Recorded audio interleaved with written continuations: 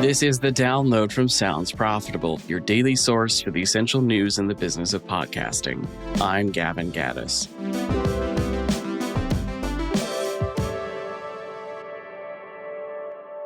Here's what you need to know for today, Wednesday, September 10th. First up, how Gen Z is rewriting the rules of sports media. This is a LinkedIn piece from Locked On Sports, looking at how young adults are shifting the focus on sports media fandom.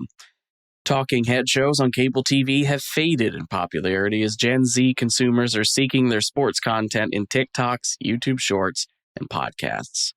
According to a Deloitte report, 9 in 10 Gen Z sports fans are consuming content through social media. Locked On's strategy to meet that moment is daily podcasts that focus on hyper-local content, with hosts embedded in their markets. Podcasts supported by a video strategy that leans into short-form content, meeting Gen Z fans where they're scrolling. Reels, TikTok, YouTube. Next up, the next generation of creativity, YouTube's Culture and Trends report. Continuing on that trend of Gen Z for one more article, Acorn's head of marketing development, Justin Johnson, has a breakdown on LinkedIn looking at YouTube's latest report of culture and trends. 66% of 14 to 24-year-olds agree that people their age have a big impact on what people talk about online. Compare that to 49% for the older adults. As Johnson points out, these kids are also digital natives, which means they're fluent in a wide array of dialects, slang, and pop culture references. Meaning those who want to tap into that zeitgeist with their advertising have to do so authentically, as simply parroting catchphrases months after they were relevant can be authenticity poison. Next up, transparency is fueling a surge in creator sponsorship rates. A significant development in the content creation process over the past few years has been a culture of pay transparency between creators, with pay rates spreading through friend groups, colleagues, and outright networking sessions for content creators.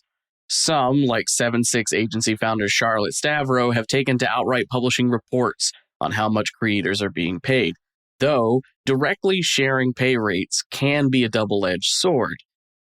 While transparency empowers younger creators to not be taken advantage of doing several $1,000s worth of work for a $200 gift card, publicly saying how much your last sponsorship paid means the negotiation ball is firmly not in your court when talking to the next brand.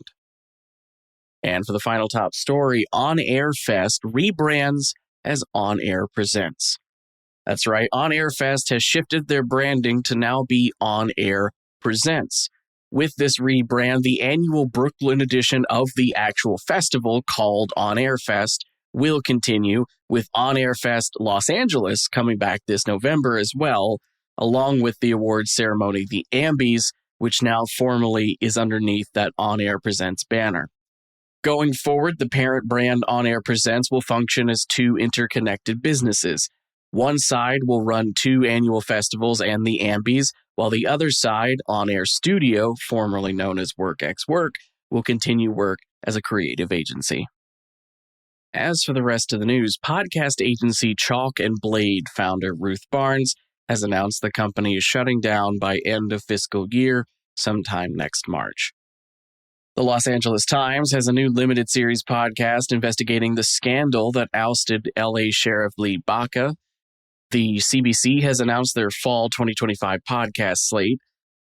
Adweek has an infographic charting the noticeable lack of opportunities for newer talent in advertising, with agencies seemingly not making room for younger workers.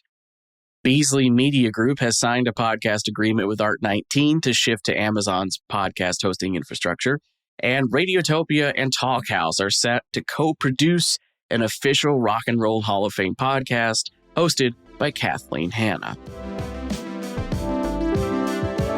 Don't forget, you can grab the link to anything I talk about in any episode of the download by heading over to soundsprofitable.com and mousing over to the download section where you'll find posts for every single episode. Or you can click the link in the description of this episode and go straight to today's post. The download is written and produced by myself, Tom Webster, and Brian Barletta.